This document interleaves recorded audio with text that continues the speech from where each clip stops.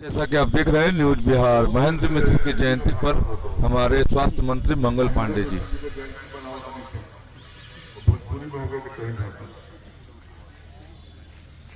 आज के एक कार्यक्रम में हमने सबके बीच उपस्थित महाराजगंज के लोकप्रिय सांसद भाई जनार्दन सिंह सिग्रीवाल जी, इस क्षेत्र के विधान पार्षद श्री सच्चिदानंद राय जी, बेगूसराय से हमने सबके बीच चल के आई ओजी के विधान पार्षद भाई सर्वेश कुमार जी, विशेष तौर पर आज हमने सबके बीच कार्यक्रम में उपस्थित अंतर्राष्ट्रीय स्तर के कलाकार, अंतर्राष्ट्रीय स्तर के गायक, जिनकर आज एल्बम के हमने उद्घाटन जी करनी हसन छाती जो महेंद्र मिश्र जी के सब संग्रह पर आधारित है, वैसा गायक आलोक पांडे गोपाल जी, उपस्थित बंशीधर तिवारी जी, राणा प्रताप सिंह जी, रामनाथ मिश्रा जी, विवेकानंद तिवारी जी, कन्हैया सिंह तूफानी जी, ललनदेव तिवारी जी, विद्यानंद तिवारी जी, नागेंद्र राय जी, मुन्ना मिश्रा जी, बाला माझी जी, उमाकांत पांडे जी, रामकुमार मिश्र जी, मनोज मिश्रा जी, विजय यादव जी, लक्ष्मण माझी जी, राजेश राय जी, पप्पू कुशवाहा जी, केडी बाबा,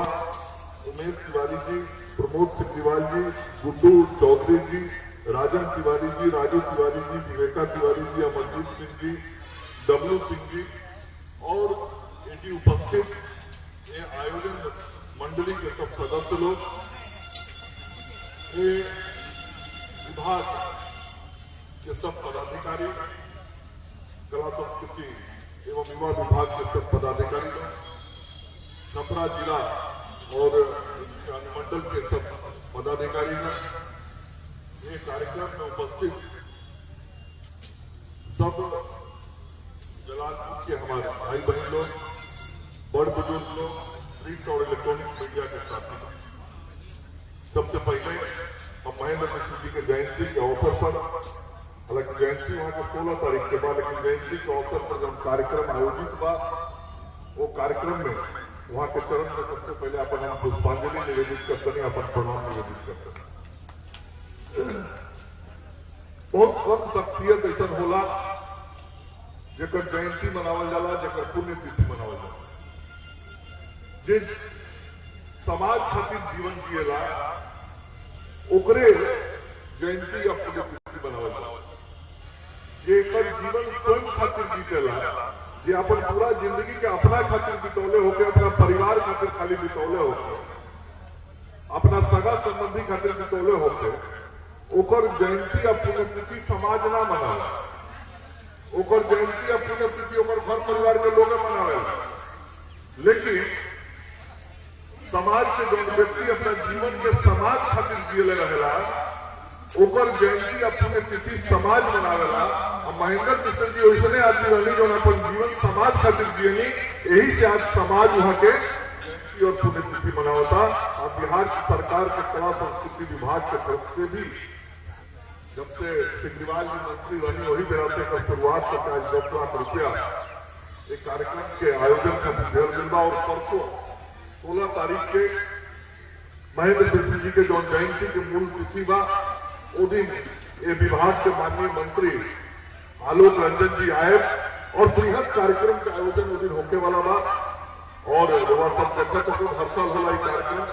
इस साल भी 16 तारीख के बृहद आयोजन हुई। 16 तारीख के चूंकि हमारे कुछ व्यस्तता रहे, ऐसे हम सबको उस आग्रह करें कि हम 16 के ना आ पाए, ओकरा के एक दिन पहले कर लिया, तो भी तिथि 14 तारीख के तय भई। और आज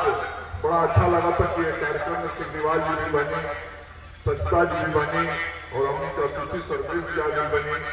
और आलोक जी आके जो लोग गीत सुनौले हैं, तो मन हमारे तो गदगद हो गई। और आलोक बाबू को गीत ऐसे बहुत फेमस बा देश दुनिया में, और हमारा तो संकोच होता रहा कहे में कि जी गए कि ना गए, क्योंकि लोग बड़ा साथ बात में गाने वाला लोग हो, लेकिन सहजता देखिए लड़का एगो कार्यक्रम में जाला तो बहुत पैसा मिला, ये लड़का के सहजता लेकिन गवई साज बाज भैया हम यही में गा दे, लेकिन महेंद्र मिश्र जी के प्रति जो हमारे स्नेह सम्मान भाव करा के आज जी हम व्यक्त करें अपना भाव। यह चीज आज समाज में कम हो गई, जिसका जरूरत कोनो भी समाज के संस्कृति के बचा कर रखा करते, कोनो समाज के संस्कार के बचा कर रखा करते, वो जी के लोक भाषा, वो जी के लोक कला, वो जी के लोक संस्कृति के बड़ा महत्व होला। और जौन समाज लोक कला के भूल जाओ, लोक भाषा के भूल जाओ, लोक संस्कृति के भूल जाओ, अपन इतिहास भूल जाओ, अपन विकास ना हो। और हम जो भोजपुरी क्षेत्र के वासी बनी सर, हम तो तनी कबो संकोच करे लगे से हमारा आश्चर्य होला। हम बराबर कही कि हमारा भाषा भोजपुरी और बतियावे हमारा गर्व होला, लेकिन रउआ लोग कहे के चाहते कि कबो जो बाहर हम जाइले बिहार से बाहर, चाहे बिहारे में रही ले यही के को छपरा सिवान गोपालगंज आरा बक्सर के लोग आई, हम बोले भोजपुरी, वो बोली हिंदी। हम बोले भाई अंग्रेजी काहे बोलो, तो भोजपुरी बोले आवेला, तो हाँ हमको आता है भोजपुरी बोलना, हमारी बोले भाई भोजपुरी। लेकिन भोजपुरी में लोग पता ना चाहे क्या बोले। यह हुआ अभी सचिदा भाई बहुत बंकिम चंद्र चटर्जी के बारे में, रविन्द्रनाथ टैगोर जी के बारे में लोग बंगाल के लोग दुनिया के कोने कोना में चल जाए, अब पता लग जाए कि दो बंगाली मानुष अच्छे तो बांग्ला शुरू हो। हमनी के राज्य में मैथिली भाषा बोल जाए। हम 2 साल पहले अमेरिका रहा, एयरपोर्ट पर दूर से सुनी कि मैथिली में 2 आदमी बतियाओ था, तो हम मैथिली बोलता कि दोसर भाषा बोलता, तब देखने की तो मैथिली बोलता। तब जाके नजदीक से देखनी तो वो एयरपोर्ट पे कोनो अधिकारी रहे, गाँव था इंडियन एयरलाइंस का एयर इंडिया का अधिकारी रहे, तो हम पूछ लेने की जहाज अपना भाषा पर, तो अपना भाषा में बतियौला पर गर्व होने के चाहिए, गौरव होने के चाहिए। भोजपुरी बोलल शान सम्मान के बात पर, ये बात के महसूस एक भोजपुरी भाषी लोग के करे में पड़े। महेंद्र मिश्र जी के यदि हम सम्मान करते हैं सर, महेंद्र मिश्र जी के संस्कार संस्कृति के बचा के रखे के चाहते हैं सर, महेंद्र मिश्र जी के गीत के यथार्थ बनल हो जिंदगी में ओकरा के यदि आगे आवे वाला पीढ़ी के सुनावत रहे के चाहते हैं सर, महेंद्र मिश्र जी आजादी के लड़ाई खातिर जो गीत निकले रहनी, वो गीत के आगे भी सुनल जाओ, वहाँ के श्रृंगार रस में जो गीत निकले रहनी, वो गीत के भी आगे आवे वाला पीढ़ी सुनो। सबसे पहले जरूरी बा कि हमनी के अपना लोक भाषा के सम्मान करे के पड़ी और लोक भाषा के ध्यान। और ये सबसे बड़ा सम्मान श्रद्धांजलि चाहे भिखारी ठाकुर जी होगी, चाहे महेंद्र मिश्र जी होगी, ऐसा जो लोग जरा चलते आज भोजपुरी साहित्य के नाव जानल जाला, वो लोग के प्रति सही सम्मान। आज हिंदी के क्षेत्र में बहुत लोग के सम्मान होगा, भारतेंद्र हरिश्चंद्र जैसे लोग का अपनी नाव सुनी हिंदी के गद्य पद्य के क्षेत्र में वहां से बहुत नाव रहे। लेकिन भोजपुरी के क्षेत्र में जो लोग भोजपुरी के एगो दिशा देने के काम करे, भोजपुरी के अंदर जो वो लोग कविता लिखल, पद्य लिखल, ओकरा से समाज के संदेश और समाज के संदेश, आजादी के लड़ाई, समाज के संदेश, मनोरंजन खातिर भी, समाज के संदेश, ये धरती के संस्कृति के जानकारी खातिर भी हमने कौना कुल रीत नीत से जुड़ल बनी सर, एक भी जानकारी गीत के माध्यम से। गीत से कोनो बात बड़ा असरदायक होला, गीत से कोनो बात बड़ा जल्दी दिमाग में उतर जाला। आज निश्चित रूप से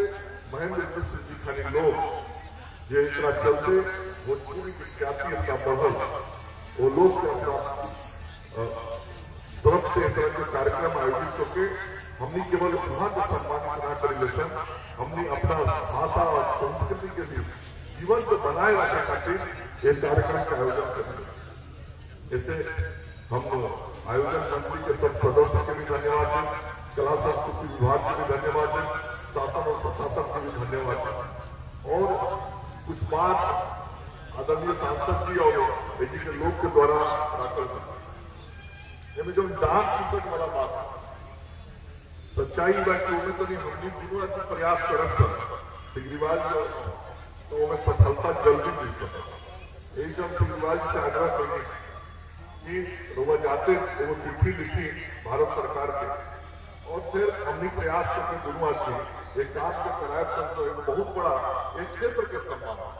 पूरा भोजपुरी क्षेत्र के सम्मान भोजपुरी भाषा के सम्मान और भोजपुरी भाषा के सम्मान भारत की सरकार भी करेंगे चाहता बिहार की सरकार भी करेंगे। ऐसे निश्चित रूप से जब दोनों आदमी लाग जाते तो काम में जल्दी सफलता अन्य भी और जो बात दाखिल हुई वो सब चीज के कोशिश निश्चित रूप से हम करें सर हमरो विभाग से संबंधित कुछ आंकड़ा माननीय सांसद जी कही यहाँ के तो हमरो सांसद हम यहाँ के क्षेत्र से रहे वाला है तो बताएं सांसद के बात क्यों ना माना सांसद के बात तो माना ही के पड़े तो सांसद जी जो बात कर सांसद जी के घर का मामला सांसद जी के घर के मामला के लिए विशेष ध्यान रखे तो जो वहाँ के कमी हुई अस्पताल के अंदर चिकित्सक और नर्स के रहने की व्यवस्था तो ऊपर हम अगला वित्तीय वर्ष में ऊपर एस्टिमेट वगैरह बनाकर काम के हम आगे बढ़वाए और बाकी और जो सब बात का वो बात पर भी हम विचार करके बेहतर करने की कोशिश करेंगे और प्रयास ही रही कि ये क्षेत्र कि जितना ज्यादा विकास के काम हो सके बेहतर काम हो सके उस सब काम में जो भी हम योगदान दे सके वो योगदान देने की हम कोशिश करें और लगातार ऐसे प्रयास होते रहे क्योंकि हमने दशक से कई दशक से ये बात के प्रयास करते नहीं सन कि भोजपुरी के 8वां अनुसूची में शामिल कर अभी तो सफलता नहीं मिला लेकिन ऐसे सब जो कार्यक्रम होता ऐसे माहौल समाज में बनी समाज के चारों ओर से इसलिए आवाज उठी लगातार उठत रही तब निश्चित रूप से हमने की सफलता प्राप्त हुई। हालांकि बिहार के माननीय मुख्यमंत्री जी अभी सदन में घोषणा करेंगे कि भोजपुरी हो के मैथिली हो महिला से 8वां तक यदि केहू पढ़ाई पढ़े के चाहता तो ओकरो व्यवस्था बिहार सरकार की तरफ से शुरू करी मतलब स्थानीय भाषा लोक भाषा के हमने महत्व दे सके और आदरणीय प्रधानमंत्री जी के रुआ बयान आजकल देखते पूरा देश के संबंध में 4 दिन पहले राष्ट्रपति महोदय के भी बयान आया पूरा देश के संदर्भ में देश के आदरणीय प्रधानमंत्री जी की सोच बा कि लोक भाषा में जितना काम ज्यादा करे उतना बेहतर परिणाम है क्योंकि लोक भाषा में कोनो बात आदमी ज्यादा आसानी से समझ जाला लोक भाषा में जब कुछ चर्चा होला तो आपकी ज्ञान जल्दी बढ़ जाला वो विषय पर निर्णय करेंगे क्षमता जल्दी हो ऐसे लोक भाषा के ज्यादा से ज्यादा प्रसारित करना ज्यादा सामाजिक महत्व देना और हम सबके मिलकर इस तरीके के कार्यक्रम के लगातार आयोजन करते हुए भोजपुरी भाषा के सम्मान के बढ़ाना ये हमने के लक्ष्य रहेंगे चाहिए और हम लोग समझते नहीं कि महेंद्र जी के प्रति ये सही श्रद्धांजलि हुई हम वहाँ के चरण में फिर से एक बार अपन पुष्प निवेदित कर अपना वाणी के विराम देता नहीं। जय हिंद जय भारत।